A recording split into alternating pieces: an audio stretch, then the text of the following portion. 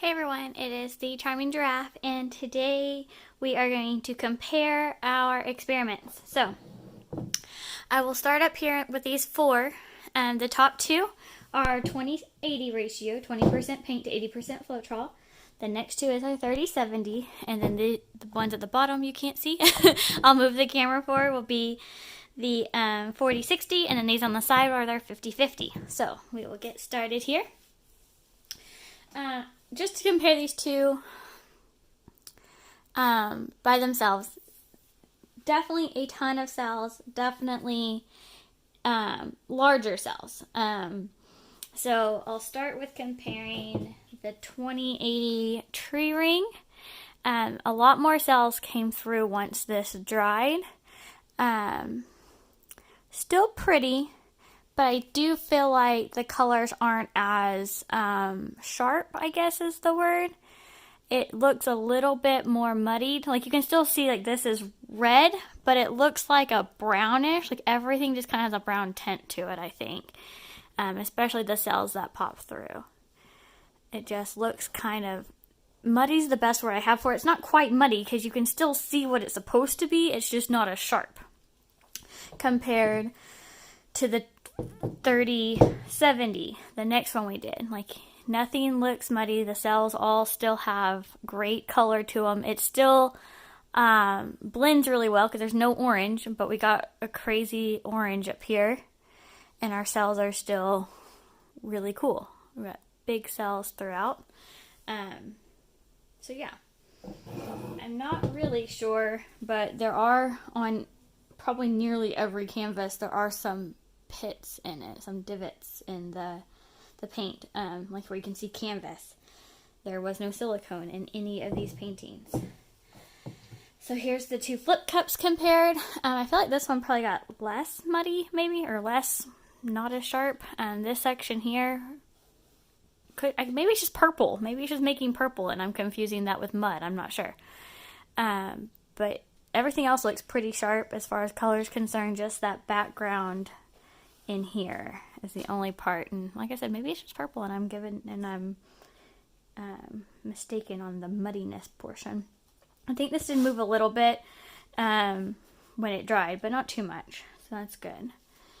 And then this one went crazy after I ended the video. All these red cells popped up. This was a little bit of white section that was in the bottom section here that I then ran over because I wanted the white to come through. Instead, we got red coming through.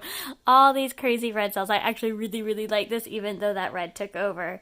Because this is kind of what you would get if you were to use silicone in the painting. So, if you're trying to get cells, my recommendation would be, at least cells like this, would be the 30-70 ratio here. And then, compare those two with the 40-60. I have to say, I really like all of them. Here, we'll start with the tree ring again. We'll be consistent. Fewer cells. There are some decent sized cells coming through, but then there also are some little bitty baby cells that came through. So it seems like the more equalized they get, the smaller the cells are. But still really cool colors. Look at this crazy orange, and then just look at all those greens throughout. Those greens are pretty cool. There's no green in it, just red, yellow, blue, and white is all we use in these paintings, in case you didn't see them. And then the flip cup, I think once again, I did try to keep the white because I knew what happened here, even though you guys didn't know. So I wanted to try to keep that consistent. We did get a little bit of the crazing, I think that's what it's called, the cracks in the paintings. On this one, not bad. It's not too noticeable, I don't think. But in that white, those few red and yellow cells came through. Some blues, those were peeking through at the end of the video. But then lots of us like little bitty dots all throughout here. Yellow, dots within dots, a few larger ones. Sorry, I think you're moving. But yeah, lots of little bitty tiny cells. And then Here, give me just a second. Okay, just so we can compare, this is the 40-60 and now the 50-50s. So we'll start with the tree ring. Not any huge cells. There's a few here, but they're kind of just like cells within cells. Big-ish compared to everything else.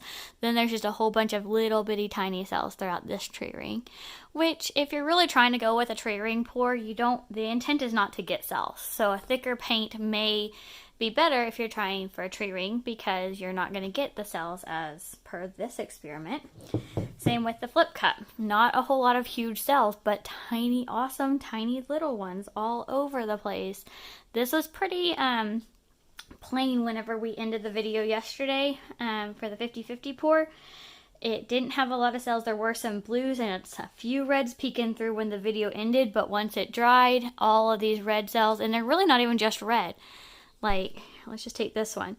It's blue, yellow, and red all within the same cell. Just kind of cells within cells within cells, and it's really pretty. Tiny cells, so if that's what you're going for, then a thicker paint may be what you need. I was afraid about the cracks or crazing. In this one, because the paint was so thick, I can see a few areas where it looks like it wanted to, but it actually didn't. I also think my surface may have been slightly unlevel. It didn't really run off too much from watching it, but I do feel like the paint is thinner on this side than it is on this side. But as far as you looking at it, like on a wall, you wouldn't be able to really tell that. Love the edges here. It's so cool how all those cells even pop through on the edges also. And we did get some other color cells, not just the colors that were in the cup. Like there's orange cells and green cells from the colors blending together. Oops, sorry guys. But yeah, so just to kind of show you the differences. 30-70 compared to 50-50 as far as cell size and production. So it definitely looks like thicker paint, you get smaller cells, thinner paint, you get larger cells. Obviously, this wasn't like an exact experiment. I tried to keep everything as consistent as possible and did as many paintings as I thought was necessary. Paint ratios due to the actual paintings or how it impacts the paintings. So this concludes this experiment. If you have any experiments that you want me to try, please leave them in the comments. I would be happy to try them.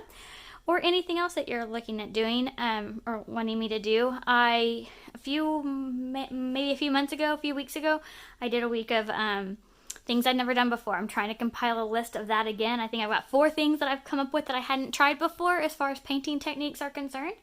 So if you have any new ideas or any ideas, and it doesn't have to be new, if you just have one that you've seen or that you've heard of and you haven't seen it or I haven't done it, then leave them in the comments because I am trying to figure out other different types of acrylic pours to do that I've never done before.